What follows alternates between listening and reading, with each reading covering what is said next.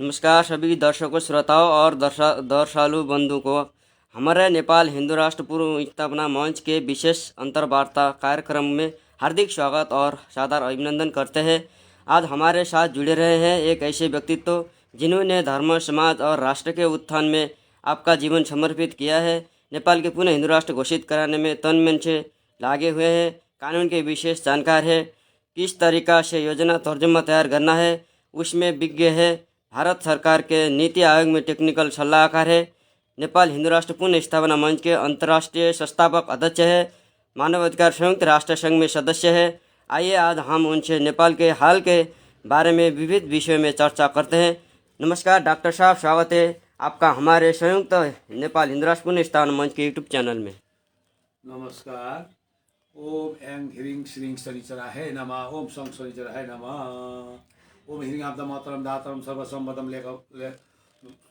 लोकभिरम श्रीराम भूयो भूयो नमायम। नमस्कार। संपूर्ण शंकराचार्य को चरण में शरण, महान सबको साधु संतों को चरण में शरण करना चाहता हूँ और जितना पत्रकार, कलाकार और प्रशासन सबको हार्दिक मंगल शुभकामना करता हूँ। डॉक्टर साहब, नेपाल के लोकतंत्र के और प्रतिनिधि के बारे में जनता जानना चाहते हैं, क्योंकि देश बर्बाद हो गई है, युवा विहीन देश हो गया है। इसका पीछे क्या कारण होगा नेपाल में?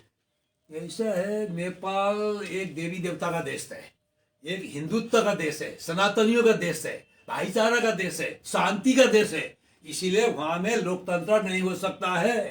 प्रचंड हत्यारा ने कहा है कि 22,000 जनता को हत्या किया, देश में लोकतंत्र लाएंगे। प्रचंड ने क्या किया? लोकतंत्र में खानदान पाला, अपना पैसा लूट के विदेश में जमा किया। तो जितना भी लोकतंत्र का मतलब नहीं होता कि अपना खानदान पालो। लोकतंत्र का मतलब ये नहीं होता है अपना पैसा लूट के विदेश में रखो। लोकतंत्र का मतलब नहीं होता है अपना खानदान को ही वेलफेयर सेवा करो और जनता को छोड़ दो। ये लोकतंत्र का मतलब होता है संपूर्ण जनता का बराबर पावर, बराबर शक्ति, बराबर हिस्सा। ये है लोकतंत्र का मतलब। इनको लोकतंत्र का परिभाषा ही पता नहीं है। और उसके बाद आज जितने भी पार्टी बनाए और पैसा लूटे। पार्टी को एक कंपनी समझ लिया है और पार्टी को एक व्यापार समझ लिया है। पार्टी बनाते हैं तो हमको पैसा मिल जाएगा, पार्टी बनाते हैं तो हम कमा लेगा। आज जैसे देखो, रवि लामछाने 40,000 का नौकरी करने वाला, उसके बाद 200-300 करोड़ का आज आ गया नंबर 1। आज केपी ओली ने 3,000 करोड़ कंपनी में रखा। लोकतंत्र का मतलब ये नहीं है पैसा लेकर चोरी करके विदेश में लेके पूंजी पे लगाओ अपने नाम पे, निजा नाम में। तो केपी ओली ने 3,000 करोड़ लगाया। आज देखो गगन थापा, आज लोकतंत्र का मतलब नहीं है जर्मनी में जाके होटल खरीद लिया।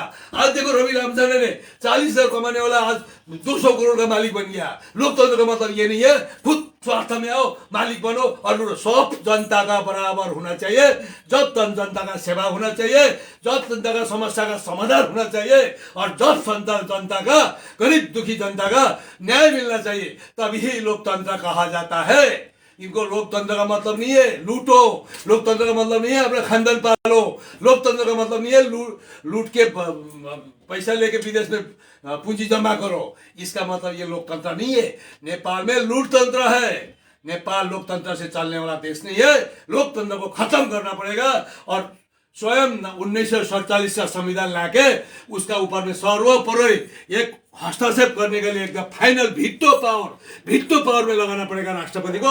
उसको राजा को दे सकते हैं, बाकी को दे नहीं सकते, क्योंकि जिसको भी दो वीटो पावर में फिर वो लूटेगा, फिर वो अपना खानदान डालेगा। नौकरी प्रचंड ने सब खानदान को बनाया, सब राजदूत उसका खानदान, नौकरी में खानदान, निजा सचिव में खानदान, सब खानदान। तो जनता को क्या मिला? तो लोकतंत्र का मतलब ये नहीं है सब अपना फायदा उठाओ, सिर्फ अपना निजा फायदा के लिए लोकतंत्र ले आया। ये नहीं है। नेपाल में लोकतंत्र नहीं है। नेपाल में लूटतंत्र है, नेपाल में ढनतंत्र है, नेपाल में हत्यातंत्र है, नेपाल में बलात्कार तंत्र है, नेपाल में जनता दबाव तंत्र है। तो इसीलिए नेपाल लोकतंत्र चलेगा नहीं। नेपाल को ये लोकतंत्र खत्म करना चाहिए। इसीलिए मैं संपूर्ण विश्व का राष्ट्रपति, प्रधानमंत्री सबको आग्रह करना चाहता हूँ, आप लोग इसको समर्थन ना करें लोकतंत्र को, क्योंकि नेपाल लोकतंत्र होगा तो नेपाल खत्म हो जाएगा। डॉक्टर साहब, अभी नेपाल देश में के लिए और हिंदुत्व को बचाने के लिए क्या मॉडल लेना चाहिए? अभी नेपाल में कैसा मॉडल लागू करना चाहिए हिंदुत्व बचाने के लिए? विश्व का सनातनी जनता जानना चाहते हैं।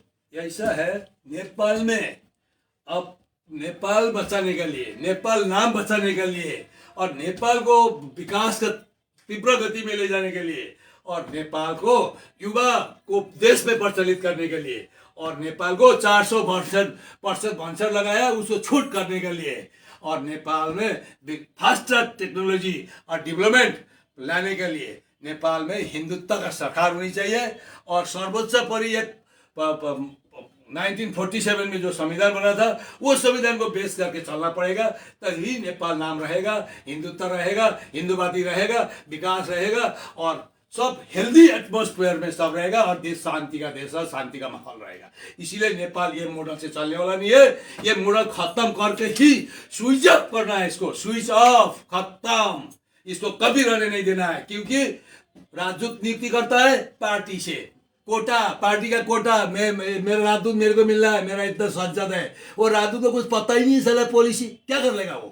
कर लेगा क्या राजदूत? पॉलिसी मालूम है उसको, डिप्लोमेटिक डायलॉग मालूम है उसको, राजदूत को, वो क्या कर लेगा? खाली बैठ के मीटिंग करके पैसा उठा के खाने के लिए। वो नहीं चाहिए ऐसा राजदूत। राजदूत चाहिए जो डिप्लोमेटिक जानता हो, राजदूत चाहिए जो फॉरेन पॉलिसी का विज्ञ हो, राजदूत चाहिए जो टेक्निकल नो हाउ हो, राजदूत चाहिए जो स्टेटस मेंटेन शू को कर सकेगा। ऐसा राजदूत का देश में जरूरत है जनता के लिए। ऐसा नहीं है जिसको पार्टी से नियुक्ति करके भेज दो और अपना मर्जी करे, पार्टी का वो करे, पार्टी को चोरी, पार्टी का मेंबर को चोरी करने लगाए, पार्टी का मेंबर को काम देके सब चोरी करके पैसा तिजोरी में डाले। ये सब राजदूत नहीं चाहिए। तो उसके बाद में सचिव पार्टी का, न्यायालय पार्टी का, तो न्यायालय चलता है क्या पार्टी से? कभी नहीं चलता है। न्यायालय स्वतंत्र इंडिपेंडेंस बॉडी बोलता है उसको, स्वतंत्र प्रभाव का निर्णय लेने का पावर होता है ये जुडिशियल में, कानून में। नेपाल में पार्टी से, पार्टी का झोले बन के गया हुआ है, वो क्या निर्णय लेगा? वो तो क्यों निर्णय लेगा? अपना पार्टी झोले बन गया तो पार्टी के ऊपर में निर्णय लेगा, जो पार्टी का जो आदमी जो बोलेगा वही करेगा। इसलिए नेपाल लोकतंत्र से चलता ही नहीं कतई भी, इसको खत्म ही करना है। और नया मिशन, नया विजन लेके हिंदू राष्ट्र डिक्लेयर करके 1947 का संविधान लागू करना है, और इनका संपत्ति शुद्धिकरण करना है। राजनीति में आने का पहले रवि के पास क्या संपत्ति था? 40 का नौकरी करने वाला। अब क्या संपत्ति है? उसको शुद्धिकरण के लिए छानबीन। प्रचंड का साथ क्या था? चप्पल पहनने का पैसा नहीं था प्रचंड का साथ। आज प्रचंड का साथ विदेश में पैसा है दुनिया। चप्पल पहन नहीं सकता था प्रचंड, चाय पी नहीं सकता था प्रचंड, शिवनगर हाई स्कूल में जब पढ़ता था। तो आज में प्रचंड का साथ 20 का पैसा टॉप 10 में आने का स्थिति में पैसा है। कहाँ से आया? इसका छानबीन हो, बाबूराम का छानबीन हो, माधव नेपाल का छानबीन हो। पतंजलि का 30 करोड़ रुपया लेके पतंजलि का जगह दे दिया काबरे में बुलेटिन करने के लिए, ये माधव नेपाल। तो ये क्या प्रधानमंत्री है? क्या ये लोकतंत्र है? तो इसीलिए इसका भी छानबीन करो। सारे इनका A to Z छानबीन करना आवश्यकता है, तभी जाके इनका जो छानबीन करके जो संपत्ति इनका जो पहला था अभी क्या है, उस पीरियड में इन्हें पैसा कहाँ से ले आया, क्या नौकरी था, कितना तनख्वाह था, इसका एनालिसिस करके कमेटी गठन करके इनका पैसा सर्वाधन करके देश में लगाना है, जनता को लगाना है, जनता को बांटना है, ना कि इनको। ये जनता के लिए आया है, लोकतंत्र बोल के आया है। लोकतंत्र मुख में राम राम, बगाली में छुरा, इनका काम यही है। तो इसीलिए लोकतंत्र से चलेगा नहीं, अब इससे चलेगा। अभी मैं सबको आग्रह करता हूँ, आइए अभी लोकतंत्र खत्म करने में आगे बढ़े हम लोग। धन्यवाद डॉक्टर साहब। आज हम आपके प्रेरणादायी विचारों से हमें बहुत कुछ सीखने को मिला। भगवान से प्रार्थना है कि आप इसी तरह से समाज का मार्गदर्शन करते रहें। सभी दर्शकों श्रोता के हार्दिक धन्यवाद, और सभी दर्शकों से अनुरोध है ये आपके ये अंतर्वार्ता आप सबसे आपका आगे आ रहा है। ये वीडियो देखकर आपको कमेंट करना ज़रूरत है। धन्यवाद। जय हिंद राष्ट्र, जय नेपाल।